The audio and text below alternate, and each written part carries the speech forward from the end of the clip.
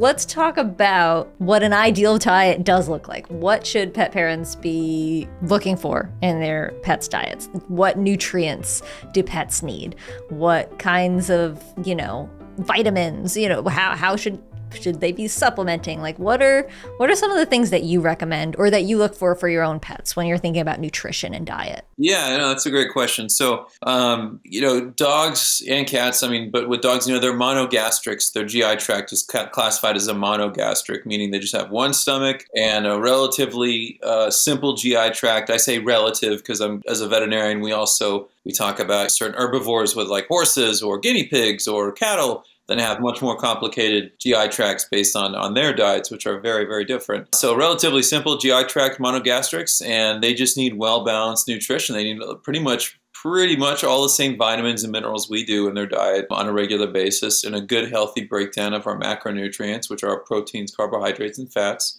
And so every individual dog's a little bit different. With our older pets, we want to have a little bit less carbohydrates and a little bit lower calorie diet because they're less active. And I reference that because I've got my nearly 16-year-old cat on one side and my nearly 15-year-old dog on the other side. They're not the most active animals, so that's something that needs to be accommodated for. When it comes to over-the-counter dog foods you can buy, pretty much all of them, they have to be approved these days by AAFCO. And AAFCO is it's not FDA, it's not like a federal thing, but it's like this dog food, essentially like a certification where it just says, hey, yeah, all the macro and micronutrients, all this, sufficient levels of vitamins and minerals that these animals need in order to function and for your average, relatively healthy pet to function and be healthy on a day-to-day basis. And so well-balanced nutrition is a big key to that. I mentioned before, my dog is like a grazer. He doesn't eat, you put food down and he eats it all up. Doesn't do that. And he had food sensitivities. So we had to put him on a chicken-free diet, which is harder than you think because there's so many foods that have chicken in it. Yeah, so probably the I most know common.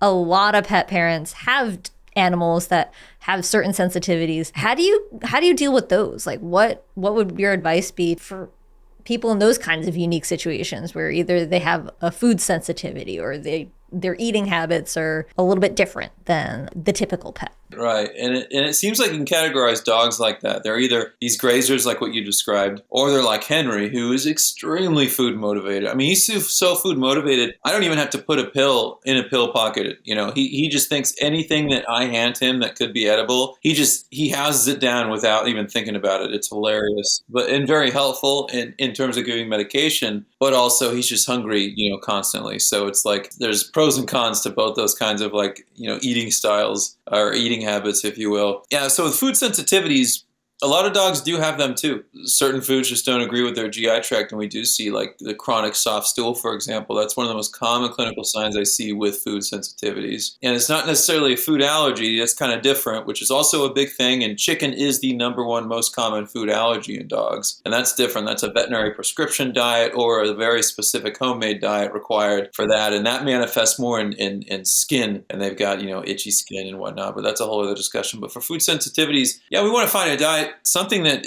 for a lot of pets benefit from something with limited ingredients, where they have the sufficient vitamins and minerals and all the sufficient dietary needs are met, but there's just not as many ingredients because we want to kind of keep it simple for them. For example, like the Blue Basics line, right? So I'm sure you've heard of that, obviously. And that line, it's a limited ingredient diet. It's over the counter. It's not a veterinary prescription diet. They don't have a lot of the common food sensitivity foods in there. So like that would be beef and dairy and chicken and a couple other things that aren't included in those diets. And they're single source animal protein. For a lot of pets, they benefit from that. Again, just like in people, some people just have sensitivities and certain foods don't agree with them, and they need to kind of stay away from those things for different reasons. And the same thing kind of happens in our pets. So finding that right diet for them, it's going to make everybody happier day to day. Hopefully they enjoy that diet, and it just makes everybody's life a little bit easier and keeps their GI tract a bit happier too.